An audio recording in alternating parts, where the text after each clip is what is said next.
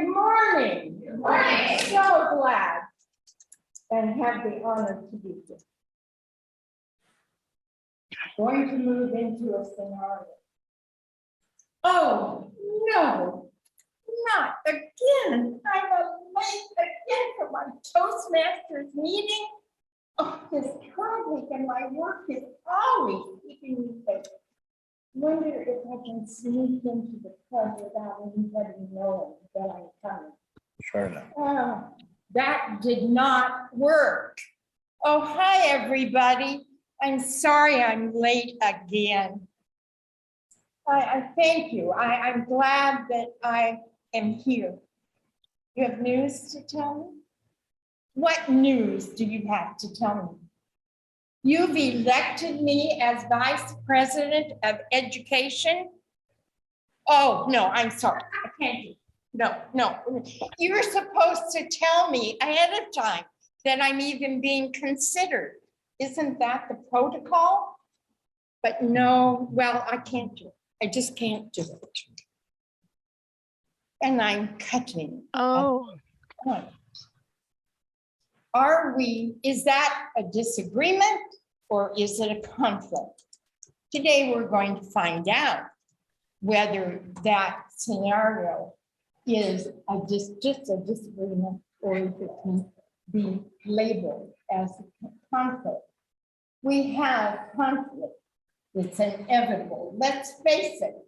We do not live in a community of conflict-free environment. We just don't. So if it's inevitable, then let's see what we do in order to learn to handle it in a better way. Today, we're going to look at some tools, and I want to welcome you online for this. We're going to use my slides. Today, I'm going to talk a little bit about some tools that you will learn about personal conflict that you are dealing with. I'm also going to be dealing with some ideas to help you in that process.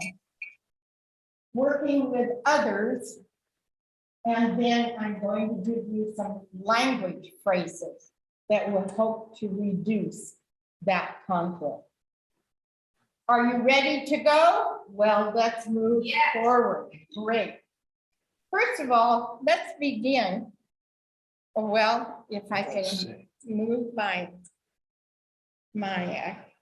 slide here, just a moment. There we go. This is a learning experience. Should work now.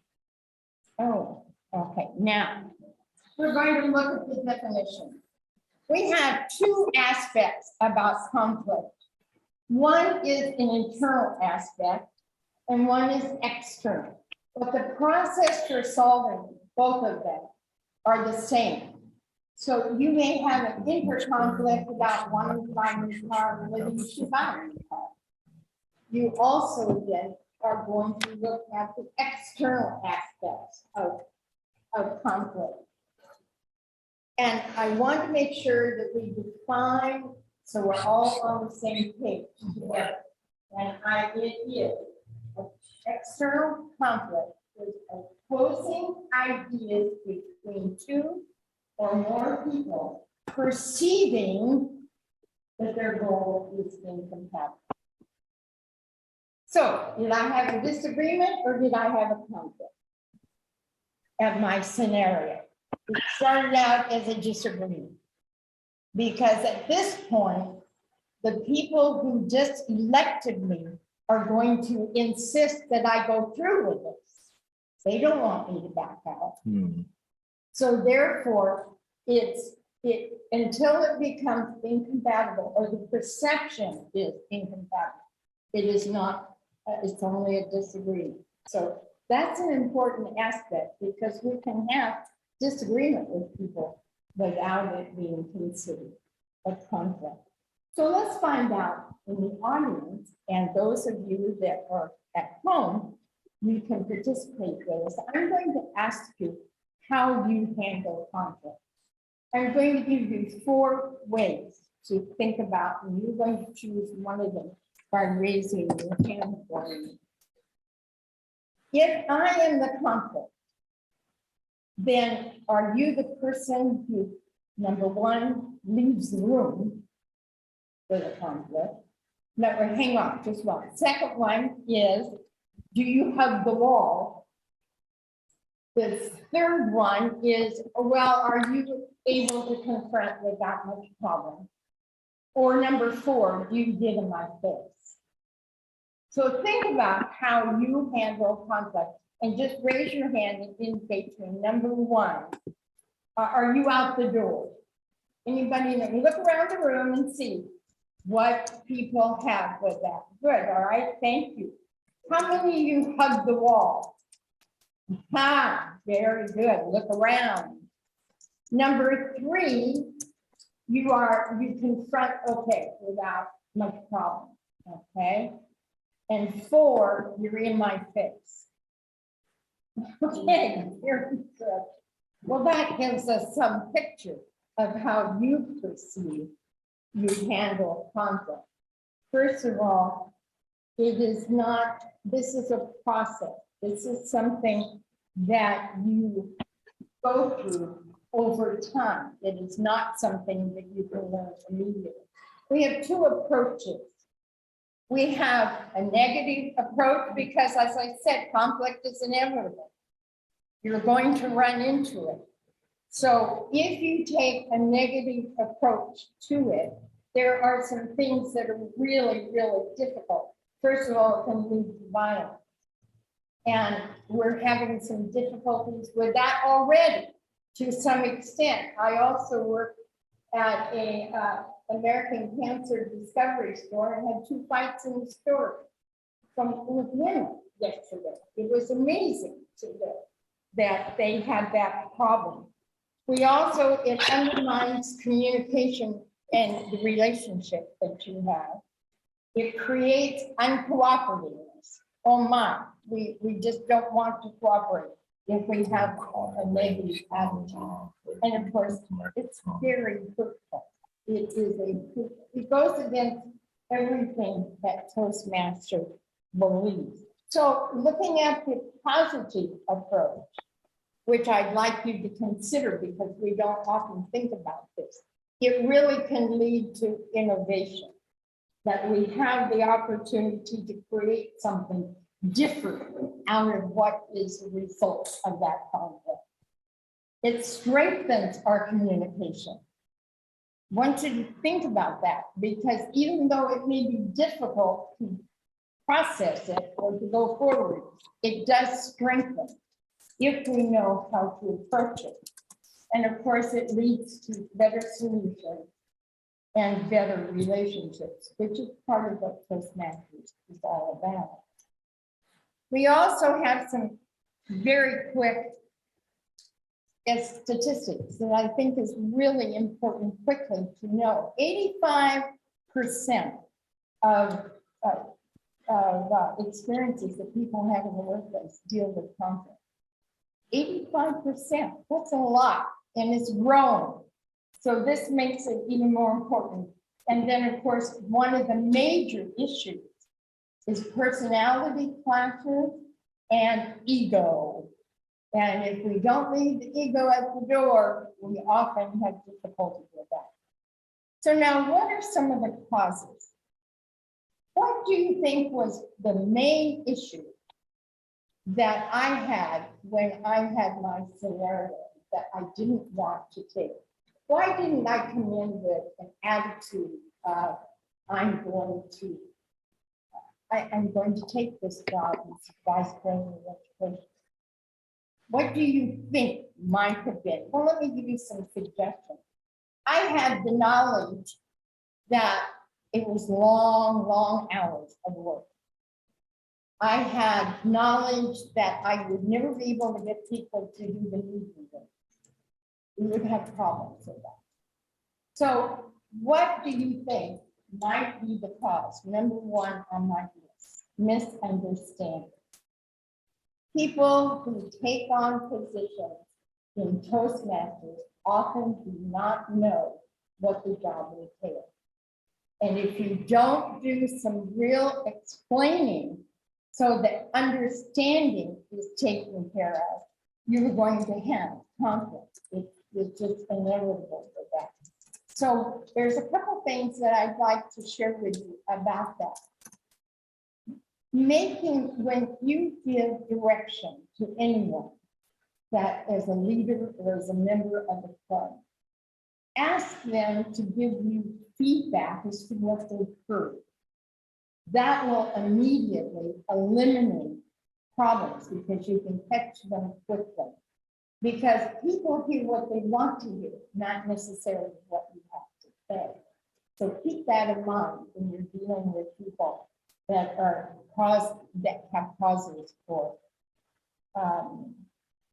misunderstandings or conflict. Prejudice and bias is another big problem. And it is getting even more so. So keep in mind about the different prejudices and biases that you might have, so that you can be upfront with those things and let people know what's in your thinking. And then the big one, and particularly for Toastmasters, is unfulfilled expectations. If we are an officer or a leader, and we have expectations of how people are going to work, how they're going to do their assignments or tasks, or even their behavior.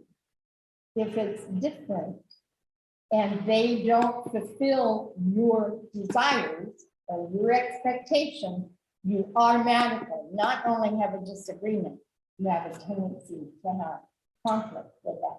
So that's really important. Of course, empowerment. Differences in power perception. But everything comes back to perception. So I'd like to put a slide up that I'm sure you've seen before, but I want to talk about what you see when you first take a look at this picture. Do you see an old woman, or do you first see a young woman? Is somebody in the audience, would they like to tell me what they see first? What they see first? Anybody want to shout out? Yeah, go ahead. The young woman. You see the young woman. How many of you would raise a hand to see the young woman? Okay. How many of you see an old woman? Is there anybody that does not see either one of those? Anybody? It is perception. This is the thing that happens. Everything we do, people see it through their own experience, through their own perception. And if you have a different perception about what's happening, you're going to set up the atmosphere for conflict. So one of the things you want to do is to make sure, do you see the young woman? That's what I see. And if they say, no, I don't see the young woman, it is my responsibility as the communicator to help that person see my perception. So it's an important aspect anytime you're dealing with conflict. So just keep in mind about the perceptions and how important they are in that. Now, one of the first questions that people ask when they're dealing with conflict is, do I engage or do I not? And there are going to be 4 possibilities with this, so let me share a little bit about it. We're talking about you and them. So if I have an issue, and my issue was not wanting to take on the job of vice president of education, how would you know if I had a high interest or a low interest in that? How would you know that? You ask the individual. One of the things that the minute that I said I can't do that, then it would behoove the person that is the presiding officer or the person who had the election might ask that individual, how what interest do you have in this? Is this a high interest or a low? Well, my response let him know that I did not have a high interest. The other thing is you can ask an individual on a scale of 1 to 5, how interested are you in solving this conflict? If they have a low interest, if they say 1, 2, 3, then you both let it go, because if you both have low interest, you're wasting your time. So forget it. It's not important enough to engage. If then you move to the next level, where you have low interest, but the other person has high interest, and the person who nominated me or elected me had high interest and I had low interest, I would just let it go. You concede without having guilt about doing it. Yeah, we'll go ahead and do if you have a high interest and I have a low interest. But then you also have the next level of where you have a high interest, but the other person has a low interest. This is an opportunity for you to advocate for your position. This is a time that you can give them some information to help them see your point of view. It also is a good training or teaching time for engaging. And then the last level is if both of you have high interest in solving this, then you have 2 options to move to. You can go to compromise, or you can go to where you have a consensus. Now let me share the difference between. I remember Christine talking about this at one time. When you have an interest in compromise, that means somebody is giving up something. Someone is losing. You either have a win-win, a win-lose, or a lose-lose. Somebody is going to lose in a compromise. And if they're going to lose, no one wants to do that. That really is, no one wants to be a loser. So it's important for you to decide ahead of time, am I willing to compromise and give up something to solve this conflict? It's something that you think about, because most people, when a conflict occurs, the emotions come up very high, very quickly, and they don't stop to think, they just react. So I'm sharing with you, you think ahead. If I'm going to enter this and engage in this conflict to solve it, am I willing to give up anything? And if so, what am I willing to give up? Otherwise, it means you work on that solution until we have consensus. And that can be a long process, depending on the depth of the conflict. But for some clubs, we have a year where people have not solved a conflict. And so it takes some planning, and I'll get into those steps in a minute. So just know that there are 4 ways. Now, you either engage or you don't, you ignore it. The second one, you advocate. The third one, then you, or I'm sorry, let me go back. The first one is you you don't engage. The second one, you concede without guilt.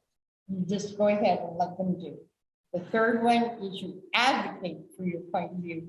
And the fourth one is you either compromise or build a consensus. So now that you've decided you're going to enter this conflict and you're going to check it out, there are some specific things that you need to do that. One of those is that you plan ahead. And I'm going to talk about emotions in a minute, but if the emotions are too high, both on your side or the other person, then you do not solve it then. There is a chemical reaction that happens in the brain when conflict occurs. When anything negative happens, there is a chemical that comes into the frontal lobe of your brain, which is your decision-making parts of the brain, that absolutely cut you off. It gets you either ready to fight or it gets you ready to run. One of the two. They call it the fight-flight reaction.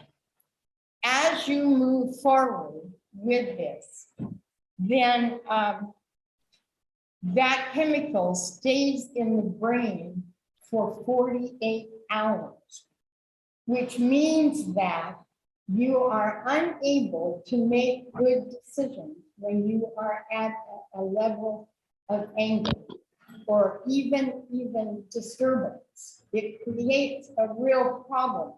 And we have found, and most of the work that I have done with violence prevention, is that young people who live with violence for many years, their brain cells actually die. They actually do not have the ability. Now the brain recreates often so that we compensate for that. But when you see kids who have lived with violence for so many years, and that it affects the brain cells, so we want to be very careful. The chemical that counteracts that is what we call serotonin. And serotonin is the chemical that comes up in the brain to make you feel positive and good. And you want to be in that environment. Now, it does not stay in the brain as long as the negative chemical does. So it's really important that when you feel emotions begin to build, you don't make decisions at that time. So you either say to someone, you know, I'm not at an ability to solve this well. Could we meet tomorrow? Could we next week? Could we meet later to do that? And of course, if they are interested, if they have high interest in solving it, then they will agree to that most likely. If they don't, and they walk away, there's not much you can do about that except to resolve it with yourself. So always making sure that you plan ahead. How am I going to handle when we get together? So one of the first steps in resolving is planning and preparing. You write the script if you have to help you know what you're going to say, because words are powerful. They can mean something. Remember, we go back to the old lady and the new lady. You come back to that idea where you are making sure that your perceptions are together, because if they're not, that's what you're going to spend time preparing for. If you do not plan, you are now reacting. You're not responding, because it takes thinking and real planning to be able to resolve things. And when you have large conflict, and conflict is broad. We have nations that are in conflict. We have communities that are divided. We have political parties that are divided. And all of that creates a lot of conflict, but it takes specialized training like negotiation, mediation, those kinds, that is included in conflict. But right now, and I'm focusing just on your personal, because if you do not have the ability to handle your own conflict, you certainly are not going to be able to lead or help other people solve their conflict. So it's important to do that. And then you check emotions. So let me go forward a minute and talk about emotions. I would encourage you, if you have not done so, that you look at EI and learn about the social aspects of conflict. that probably is one of the best resources to help us with conflict. When you are dealing with people, the very first thing, and it doesn't matter what the situation is, you acknowledge them. You let them know, hey, I know you're here. I know you care. I know that you are wanting to resolve whatever is happening. You don't like what's going on. The more acknowledgement you give right at the first, the better the process will go, because people want to be acknowledged, whether they are in agreement or not with you, whether they're in a conflict or not. Maintaining a positive, respectful response. Respect is one of our values. And yet, as I go across, and I'm a part of 3 districts, as I watch people function in clubs, respect often goes out the window, but nobody calls them on it. Nobody, even privately, they're not helping people. It's our responsibility that if someone is really not maintaining, and you take them off to the side and you confront that, because that can lead to a bigger issue. So you solve conflict when it's small, not when it becomes a mountain. And you don't take their issue on. It belongs to them. If you may be a part of the problem, particularly if you're part of a club, but you don't take on their specific issue. That's one of the things that, as a principal, I found very difficult. Parents would come in and be very angry about what was happening to their students.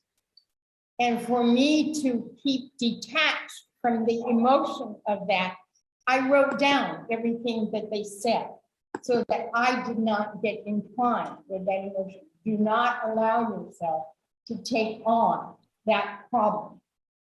Identify who it belongs to, and then you have to agree that that is the problem. And we'll come back to that in a minute. And then you stick to the facts.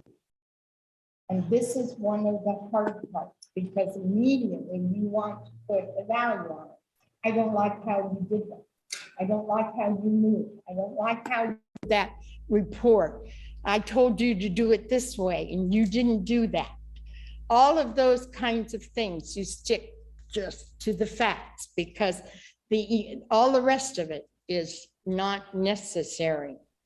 And then you soften your tone. Now, I have a problem with that. I have to work on that all the time, because I can be heard on a football field if I need to. And oftentimes, all I had to say was, John, on the campus, and John would come to quickly. It was I had to work when I came to, or when I was even teaching in the classroom, I had teachers down the hall say to me, Charlotte, I heard you all the way down the hall. So softening your tone is an important aspect. And if you don't do that, you're not really moving towards handling the emotions for that. So let's go back a minute now to the steps, because we said we plan and prepare, and then we check our emotions. And based on where we are, we make a decision to move forward or to wait until later. The next step you do is to clarify the issue. In clarifying the issue, that means that you have to analyze it. Well, I'm here to tell you that that's a very difficult skill. Analyzing is the 4th level of thinking. So if people are not used to analyzing and they have this conflict, this is the time when you either bring someone else in to help you process it out, or you help that person to analyze what you think about it. And then you ask them, what do you think about what I've said? So that you are not only acknowledging them, but you're bringing in their thinking. And of course, that's what you want to build. So you clarify the issue. You must agree to the issue. If you do not agree, you're not ready to resolve the problem because you can't identify it. The next step is you set an intention. You have to know what the outcome you want before you go into even discussing or resolving a conflict. If you do not know your intention and then you state it, I hope that this will help us do a better job in helping select people for meeting roles. Or I hope that this will help us create a new aspect in being able to publish information about our club. You work towards making improvement, and it goes back to the positive aspect of conflict because you want to make sure that you are setting where you want to go, the direction that you want to go with that. So the next one is then you explore options. What options do we have? And sometimes this takes a long time. People are not always sure. And if they're new people trying to learn the culture of your club, then mentoring them helps that, where you talk to somebody and say, could you help this individual understand that this is what we do? Oftentimes, people come into a club, and I've seen this over and over and over again, and they'll say, well, this is how we function at this club. Or we've been doing this for 100 years. What do you mean you want to change it?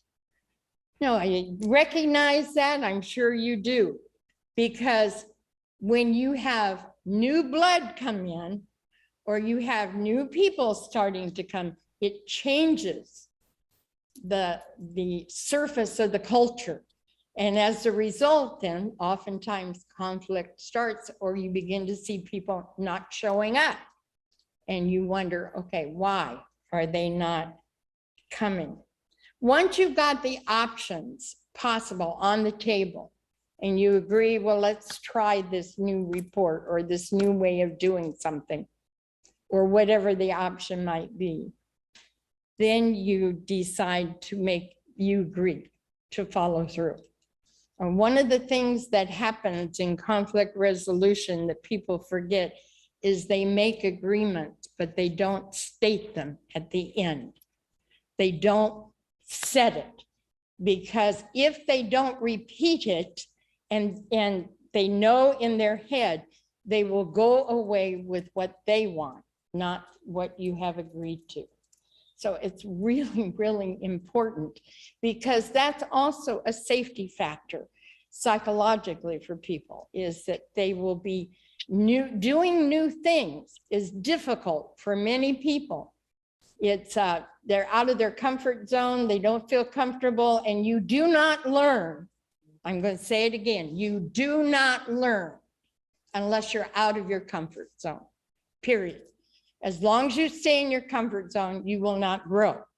So sometimes we have to push people just a little bit to help them do something different and help them feel that that change is okay. And that's part of making this agreement. We've agreed. So state the agreement at the end. We both are leaving with the idea, this is what we're going to do. And then that helps to solidify what it is that needs to happen with the resolve. And then you do it. Most of the time, it's a good idea to go back and follow up and check within a week. Were we successful in the agreement that we made? Let me share a situation that I experienced in one of my clubs. We had a lady in this club who had a medical situation, but nobody knew it, but she became angry instantly. And it was like, people didn't understand why. If you said some things one time, she would get very angry very quickly. And of course, that upsets a whole meeting when that happens. And other times she was fine. Well, we learned later that she had bipolar and was taking medication. And when she took her medication, she was fine. when she didn't take her medication, she reacted violently. And I remember sitting next to her at a meeting one night. We were at a restaurant, and I must have said something to her that sparked an immediate reaction, and she picked up the fork and went at me with the fork. Wow. It really, it taught me that violence can be that quick with people. So you don't want to create more by how you respond. And I just said in a quiet tone to her, if you touch me with that fork, I will call the police. And she looked at me and she put the fork down. Now, I was very grateful for that. I think had I reacted back to her, we would have further developed that conflict. So I'm asking you, as members of Toastmasters, keeping in line with the values that we have, how you respond to conflict is extremely important. It is how you respond as to how the other person is going to respond to you. So it's an important aspect about making sure. So the process, again, let's just go through. You're going to plan and prepare. Number one, everything is planned ahead. And if you need to script it out. Number two, you check where you are emotionally. Number three, you clarify the issue. Number four, you set an intention. Number five, you explore options. And number six, you make an agreement. Now, you can't all do that maybe in one sitting. So keep in mind that it may take a little more time than usual. Now, the last area that I'd like to talk about is some language phrases that you can use to help you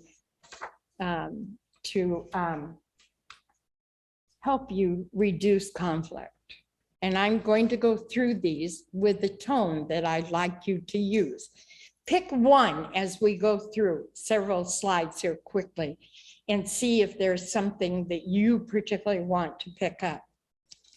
You respond by saying, thank you for that information. I want to take some time to think about it.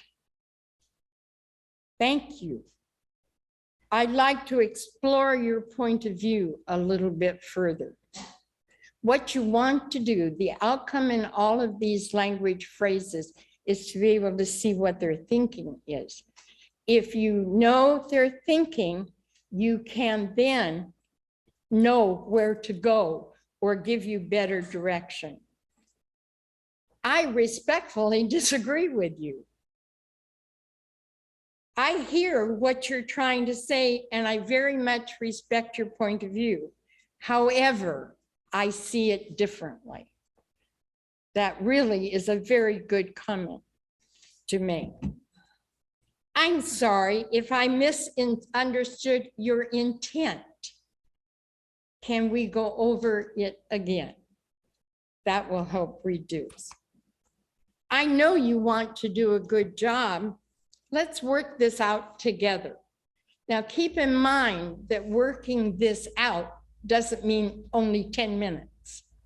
It could be several days. It could be a time aspect about that. Another response. I'm not sure if you understood what I was trying to convey at the meeting on Tuesday. This is what I meant, and repeating it again. This is how I see the issue. Can we come together on this? Is this something that we can do together?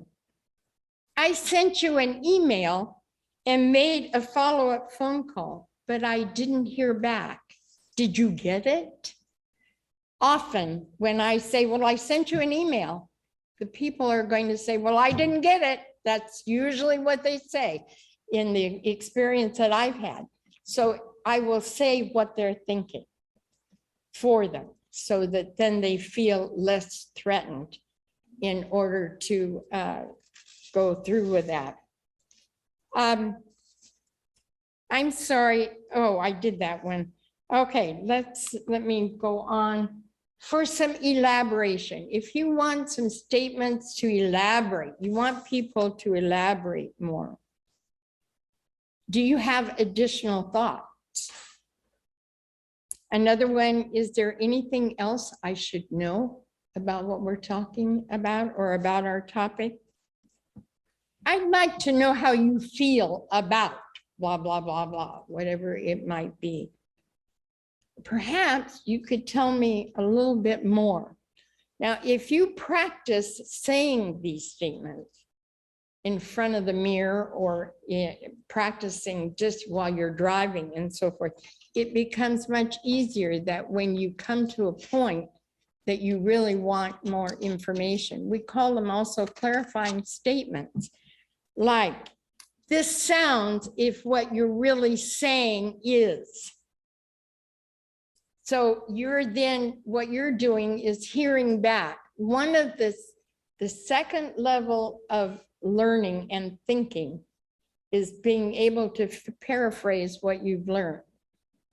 One of the things that helps us to do that is for you to ask, let's say you've given directions or you've given specifics to someone, and to avoid a conflict later, you say to them, if you were to tell these directions to Marie, what would you say to her? Then they are repeating what they would say to Marie, and you're getting what they're telling you, so that you have a chance to understand what they understand of the communication. And I believe, with all of my experience of 84 years, one of the things that I find the most difficult is people being able to tell you what they've just heard, because what they do is tell you what they want to hear. And I cannot emphasize enough, to avoid conflict, that's a very, very important thing. Also, for reflective, how many of you really ask people to reflect on what they've just done or what they've been part of? Because this avoids conflict as well, or at least it reduces it. Where you can say, do you think it's a good idea if we do blah, blah, blah, blah? What do you think about an idea about? Making sure that when you are framing your statement, you're looking for what the other person has in their head. And that's then the identifying part for you to know what direction to go. So it really does help us in that way. I encourage you I'm going to move on. Gandhi's quote is the thing that I find really says how I want to live. What you believe about conflict becomes your thoughts. Your thoughts become your words. Your words become your actions. Your actions become your habits. Your habits become your values, and your values is your destiny in life. I cannot emphasize enough, if you watch people enough and you observe their behavior, you will know what thoughts and words they speak, because it shows in their behavior. Thank you very much for an opportunity to share my thoughts and concerns with you about conflict. And I hope you picked up one new thing that you can add to your repertoire. Madam President.